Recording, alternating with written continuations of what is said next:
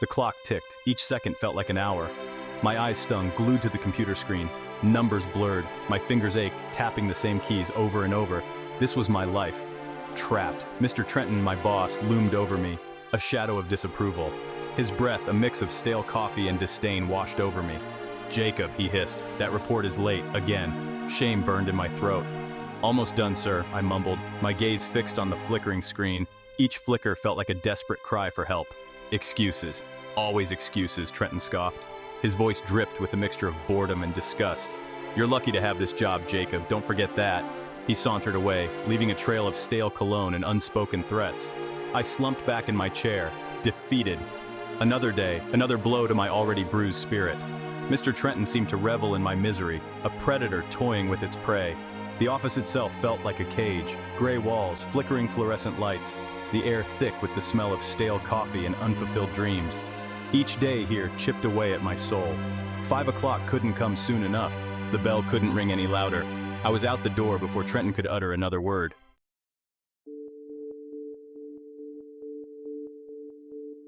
Rain. Of course, it had to be raining.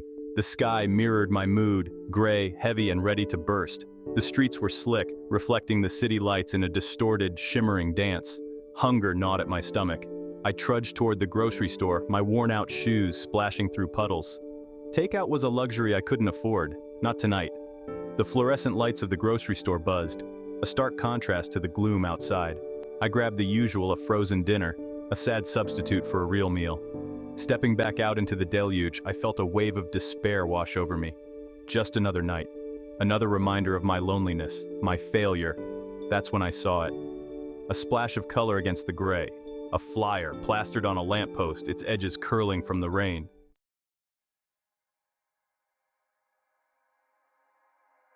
"Charles County Circus," the flyer screamed in bold, playful letters. Images of clowns, acrobats, and a fierce-looking tiger leaped off the page, a burst of color in a world that had become increasingly monochrome. A circus. Memories flickered. Childhood dreams, cotton candy, the smell of popcorn and sawdust. A time when life was simpler, filled with wonder. Could a bit of that magic still exist? I clutched the flyer, a beacon of hope in the downpour. My dreary apartment, with its water stains and creaky floors, suddenly seemed even more unbearable. The circus. A chance to escape, to forget, for just a little while, the drudgery of my life, to feel something other than the weight of my own insignificance. Decision made. I would go to the circus, a small act of rebellion against the monotony that had become my existence. The rain seemed to ease up a little, as if the city itself approved of my decision. Maybe, just maybe, this wouldn't be just another night. Maybe this time things would be different.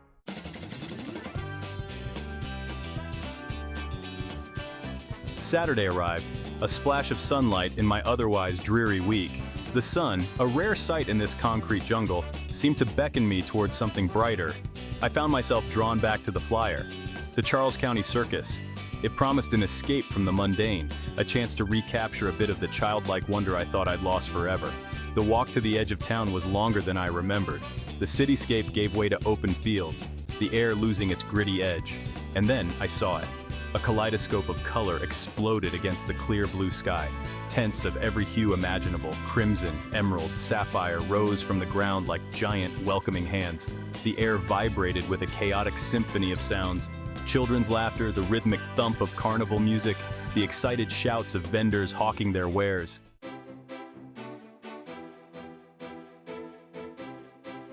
I joined the throngs of people streaming through the circus gates, a sea of humanity united by the promise of spectacle and escape. Families, couples, groups of friends, everyone seemed to share a contagious energy, a sense of anticipation that was impossible not to feel. The aroma of popcorn, sweet and buttery, hung heavy in the air, mingling with the scent of cotton candy and the faintest hint of animal musk.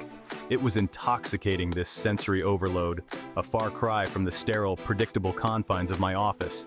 I wandered through the maze of attractions, a sense of detachment clinging to me despite the vibrant surroundings. Children shrieked with delight on the whirling teacups, their parents looking on with a mixture of amusement and apprehension. Teenagers tested their luck at ring toss games, their laughter echoing through the air. But I remained an observer, on the periphery of this joyous chaos, unable to fully surrender to the carefree atmosphere. The weight of my ordinary life, my ordinary problems, seemed to follow me like a shadow.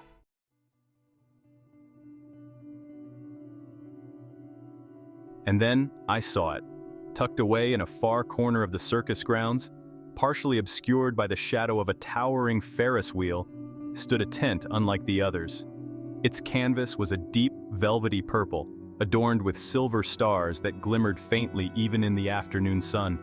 Above the entrance, a hand-painted sign, its lettering ornate and slightly sinister, proclaimed, "The Fantastic Fantasies of Felix the Magnificent." A shiver ran down my spine. Unlike the other attractions which promised straightforward thrills and laughter, this tent exuded an aura of mystery, of secrets waiting to be unveiled. Intrigued and perhaps seeking a distraction from the nagging emptiness I felt, I found myself drawn toward the purple tent. A small crowd had already gathered at the entrance, their voices hushed with anticipation. What secrets awaited inside? What wonders would Felix the Magnificent reveal? I had to know. I joined the back of the line, my heart pounding with a mixture of anticipation and a strange, inexplicable unease.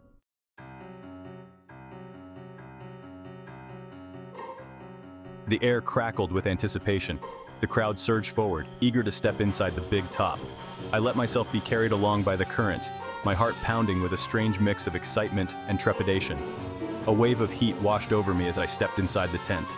The air was thick with the scent of sawdust, popcorn, and a faint animalistic musk that sent a shiver down my spine. Light streamed in from the openings at the top of the tent, illuminating a scene of organized chaos. Above, trapeze artists soared through the air with effortless grace, their sequined costumes catching the light as they twirled and flipped.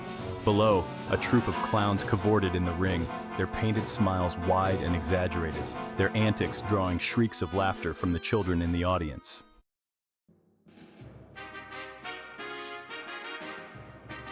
The ringmaster, a tall, imposing figure in a glittering red coat and top hat, commanded attention with a booming voice that echoed through the tent.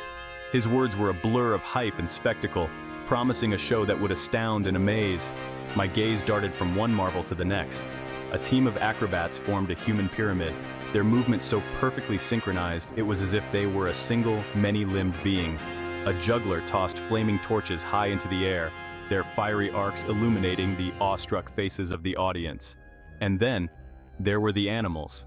Magnificent beasts that seemed both out of place and perfectly at home within the confines of the big top. A hulking elephant lumbered into the ring, its trunk swaying rhythmically, its small, intelligent eyes scanning the crowd. A pair of sleek black panthers paced restlessly in their cage, their emerald eyes gleaming with a primal energy that sent shivers down my spine.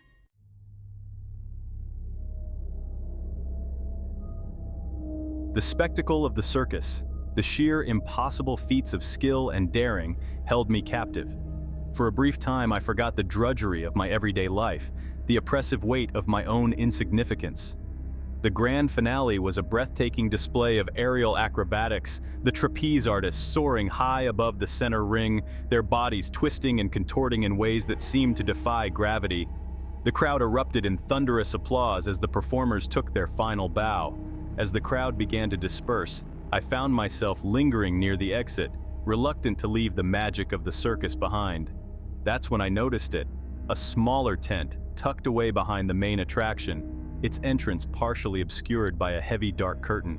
A hand-painted sign above the entrance, its lettering elegant and slightly unsettling, read simply, "Felix the Magnificent." There were no images, no promises of specific wonders, just that single intriguing name. A shiver ran down my spine. Something about this tent, this Felix, drew me in, promising something different, something darker than the dazzling spectacle of the main circus. I had to know more. I had to see what secrets lay hidden behind that dark curtain.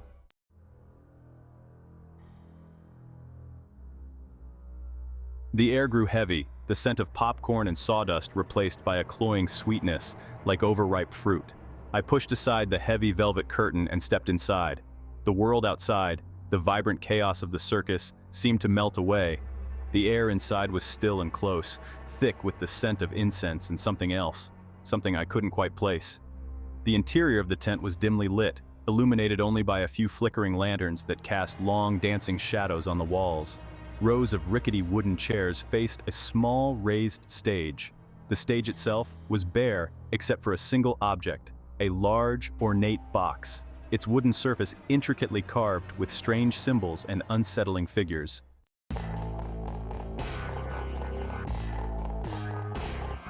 A hush fell over the audience as a figure emerged from the shadows at the back of the tent. He moved with a languid grace that seemed at odds with the cramped space, his every step measured and deliberate. He was tall and thin, his frame almost skeletal beneath a long, deep purple coat. Atop his head sat a tall, pointed hat, its brim casting a shadow that obscured his features. "Welcome," he said, his voice a low melodic purr that seemed to wrap around the audience like a silken thread. "Welcome to the fantastic fantasies of Felix the Magnificent." His words hung in the air, charged with an unspoken power that sent a shiver down my spine. I shifted uncomfortably in my seat, a sense of unease settling over me.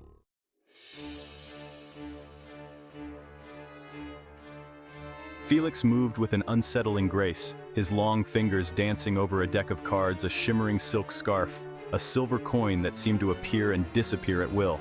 His tricks were skillful, mesmerizing, but there was something about his demeanor, the intensity of his gaze, that made me uneasy. He called for a volunteer, and a young woman from the front row, her face flushed with excitement, eagerly took the stage. Felix smiled, his teeth gleaming unnaturally white in the flickering lantern light. He performed a series of illusions, each one more impossible than the last. The woman vanished and reappeared, seemingly at random, her movements mirroring Felix's every command. The audience gasped and applauded, but I found myself holding my breath, a knot of tension tightening in my stomach.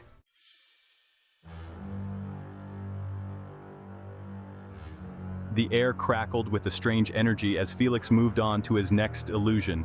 He produced a gleaming silver knife, its blade catching the light as he tossed it from hand to hand.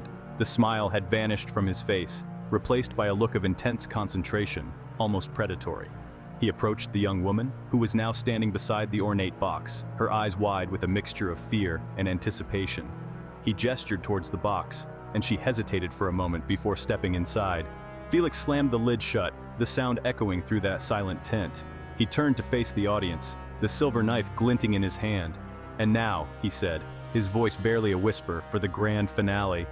The knot in my stomach tightened. Something was wrong. This wasn't just an illusion. There was a darkness in Felix's eyes, a hunger that sent a chill racing down my spine. I wanted to look away, to flee the suffocating confines of the tent, but I couldn't tear my gaze from the stage.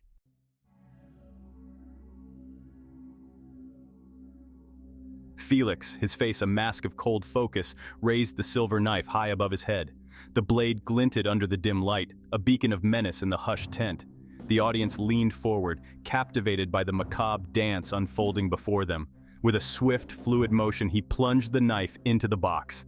A collective gasp swept through the audience, followed by a smattering of nervous laughter. It was a trick, right? A clever illusion designed to shock and amaze. Silence descended as Felix pulled the knife free. A single drop of crimson, thick and viscous, oozed from the wound in the box, staining the ornate carvings. The air grew thick, heavy, as if the very atmosphere itself were holding its breath. He flung open the lid of the box. It was empty. The young woman who had entered only moments ago had vanished, leaving behind no trace, no explanation. A murmur rippled through the audience, a mixture of awe and unease.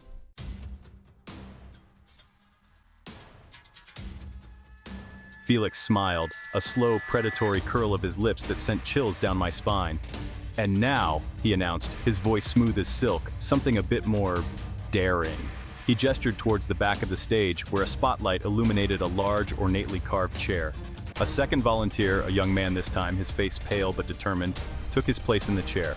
Felix produced a length of heavy chain, its links clinking ominously as he bound the man's wrists and ankles to the chair's armrests.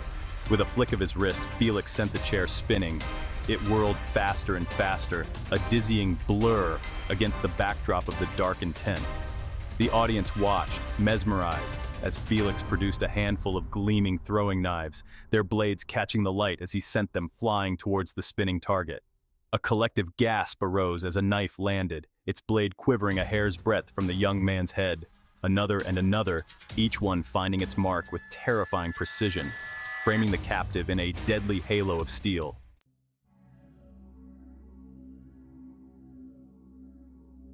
The spinning chair shuddered to a halt. The young man, his eyes wide with terror, slumped against the restraints. He was unharmed, the knives having stopped just short of their mark. A wave of relieved laughter washed over the audience, the tension breaking for a moment, but Felix wasn't finished. Not yet. He moved with an almost inhuman grace towards a shrouded object at the back of the stage. He whisked away the covering, revealing a contraption that sent a collective gasp through the audience. It was an Iron Maiden, its metal surface cold and unforgiving, its interior studded with wicked-looking spikes. The air itself seemed to crackle with a malevolent energy. An elderly man, his face etched with a lifetime of experiences, was guided towards the horrifying contraption. "Do not fear," Felix said, his voice a soothing balm against the rising panic in the tent. "The Iron Maiden holds many secrets, many wonders." He ushered the man inside, his smile a grotesque parody of reassurance.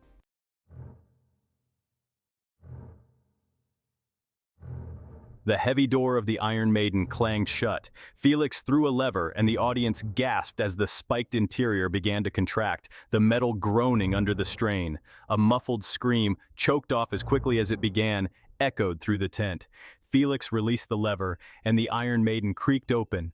It was empty. The elderly man was gone, vanished without a trace, leaving behind only the lingering scent of fear and the chilling silence of his absence. The applause was hesitant now, laced with a growing unease. People shifted in their seats, their gazes darting nervously around the tent as if searching for an escape route, a way to unsee what they had just witnessed. Felix stood alone on the stage, his silhouette stark against the spotlight, his eyes gleaming with a terrifying light. He raised his hands, silencing the murmuring crowd. "And now," he said, his voice a low, seductive purr, "for my final illusion, I need one more volunteer." His gaze swept over the terrified faces, and then it landed on me. "You, sir," he said, pointing a long, bony finger. "You look like you could use a little magic in your life."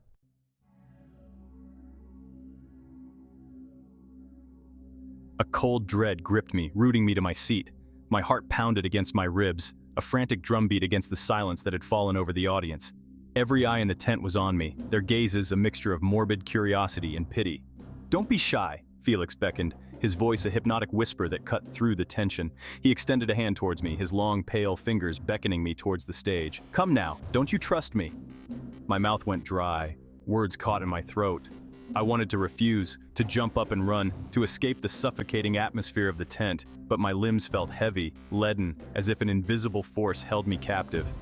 "He's asked for you, mate. Best not keep him waiting." A gruff voice, thick with morbid amusement, broke the silence beside me. I glanced over to see a burly man, his face half hidden in the shadows, his eyes glittering with a strange light. I hesitated for a moment longer, a silent plea for help escaping my lips. But the man just chuckled, a low, rumbling sound that seemed to echo my own fear. Defeated, I rose from my seat, my legs trembling, and made my way towards the stage.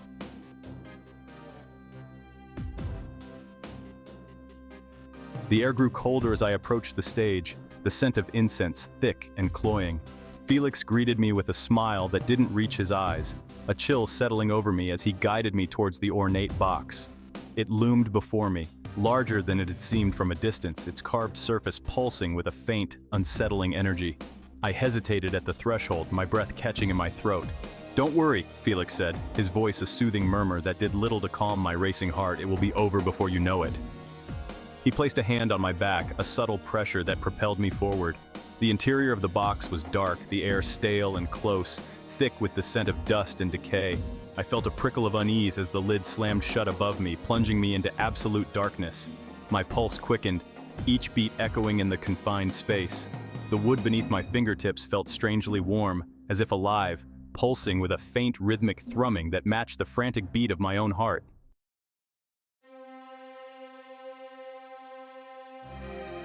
Time seemed to stretch and distort, each second an eternity. I stood in the suffocating darkness, my senses on high alert, every creak and groan of the box amplifying my fear. Then, a sound, a muffled thump from outside, followed by a collective gasp that seemed to shake the very foundations of the tent. My heart leaped with a flicker of hope. Could it be? Had someone intervened? The lid of the box creaked open, a sliver of light piercing the darkness. A voice, high-pitched and frantic, cut through the tense silence. "He's back! He's alive!" I stumbled out of the box, blinking against the sudden onslaught of light and sound. Chaos reigned. The audience was in a state of pandemonium, people scrambling over chairs, pushing and shoving towards the exits. My gaze darted towards the stage, drawn to the source of the commotion. And then, I saw him. The young man, the first volunteer, stood on the stage, his face ashen, his clothes soaked in blood.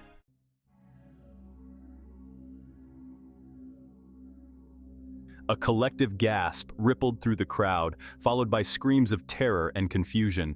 The young man, his eyes wide with terror, clutched at his stomach, a gaping wound oozing crimson onto the stage floor. Felix, his composure finally broken, stood frozen in the center of the stage, his arms outstretched in a gesture of helpless disbelief. The illusion, it seemed, had shattered. The audience, no longer under his spell, saw him for what he truly was, a monster. I pushed my way through the panicked crowd, fear lending speed to my steps. I had to get out to escape the madness that had gripped the tent. As I stumbled out into the night air, I cast one last glance back at the chaos unfolding behind me. And then, I saw it, a flicker of movement at the back of the stage, a shadow melting into the darkness behind the curtain. Felix was gone, vanished without a trace, leaving behind only a trail of blood, terror, and unanswered questions.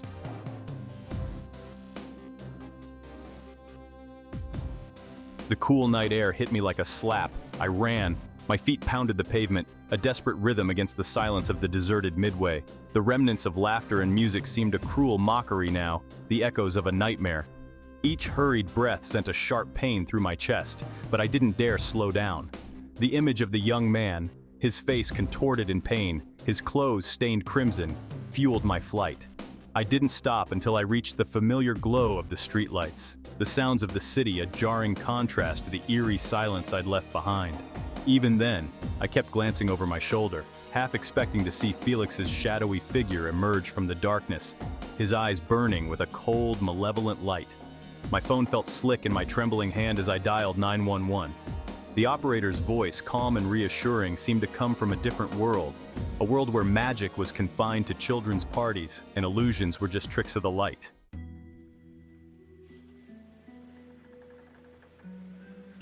The police arrived, their sirens a jarring counterpoint to the quiet murmur of the night. I led them back to the tent, my steps slow and hesitant now, the adrenaline fading, leaving behind a cold, gnawing fear. The entrance to the tent gaped open, the velvet curtain torn from its moorings as if clawed by a wild animal. The interior was deserted, the chairs overturned, the air thick with the lingering scent of fear and something else, something metallic and sharp. The officers moved with practiced efficiency, their voices echoing strangely in the silence. They dusted for fingerprints, took statements, their faces grim as I recounted the night's horrific events. But with each passing moment, a chilling realization settled over me. There was no sign of Felix, no trace of the vanished volunteers, no evidence beyond my own shaken testimony that anything out of the ordinary had transpired within the tent's shadowed embrace.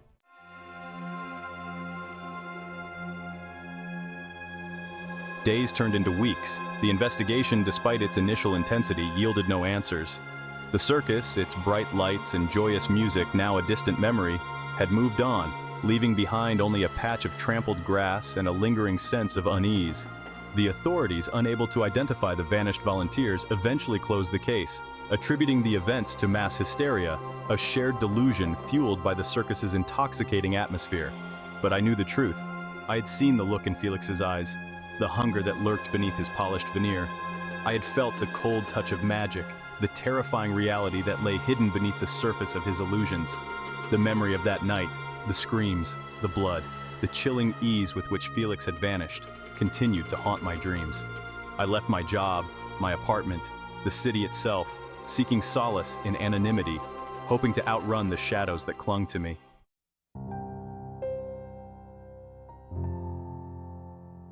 But some shadows, I've learned, are not so easily outrun.